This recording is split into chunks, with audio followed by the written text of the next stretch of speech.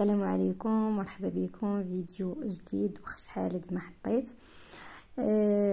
تنظروا معايا في هذه المناظر الخلابه، وكذلك غنهضروا ديما مع الافاده. غنهضروا على واحد الموضوع، معلومات طبيه.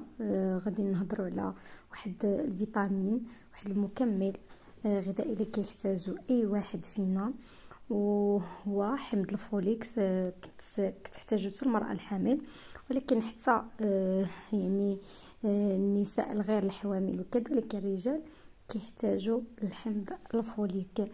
بالنسبه للحمض الفوليك اي فيتامين B9، فعنده واحد الدور كبير في تكوين الخلايا ديال الدم الحمراء، كما كيساعد الخلايا باش تؤدي الوظائف ديالها، وعنده أهمية كبيرة أثناء مرحلة الحمل، خاصة في الشهور الأولى من الحمل، حيث كيساعد باش ما يوقعوش عيوب خلقية خاصة في الدماغ والعمود الفقري.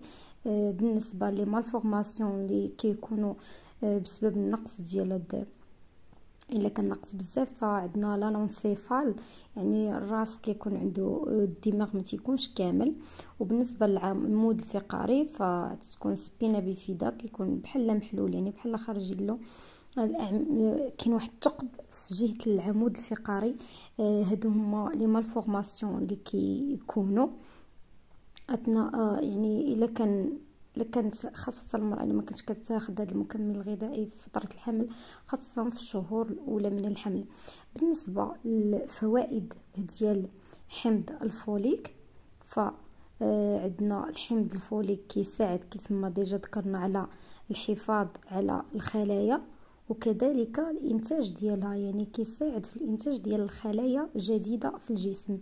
كما كيعمل الحمض الفوليك على المحافظة على حمض النووي الريبوزيل منقوص الأكسجين LDN في الجسم، وكذلك كيساعد على علاج ديال فقر الدم، وكذلك علاج ديال الاكتئاب، وكذلك كيساعد على علاج الضغط المرتفع، وكذلك كيساعدنا على محاربة ديال الشيخوخة المبكرة، وكيساعد كذلك على يعني على الحفاظ او على ديك الخطوره ديال الاصابه بالسرطان.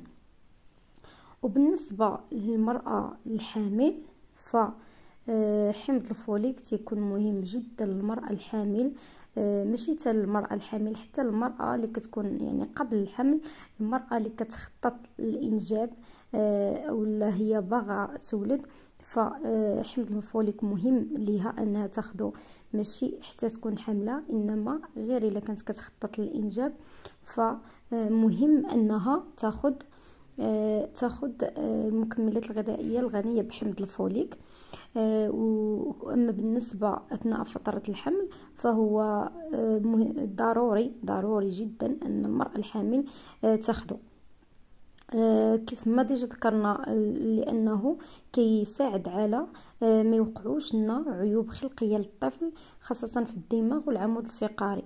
وبالنسبه للمراه الحامل، فهي كتحتاج الجرعه يوميه من حمض الفوليك، كتقدر تقريبا ما بين 300 الى 400 ملغ عن طريق الفم.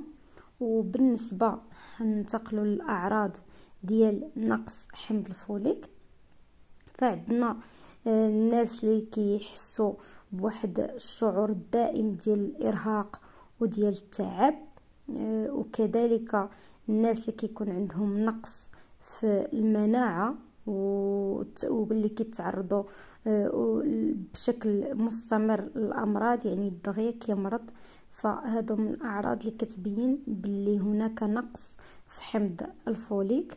وكذلك الناس اللي تيكون عندهم مشكله ديال الهضم والامساك، يعني الا كان مشكل في الهضم والشخص او الانسان كيكون كيعاني من الامساك مستمر، فكذلك هذا من اعراض اللي كتبين ان هناك نقص ديال حمض الفوليك. وكذلك عندنا الناس اللي كيعانيوا من تورم ديال اللثه، فحتى حتى هاد الا كان هناك تورم ديال اللثه فممكن يكون مشكل راجع للنقص ديال حمض الفوليك. لذلك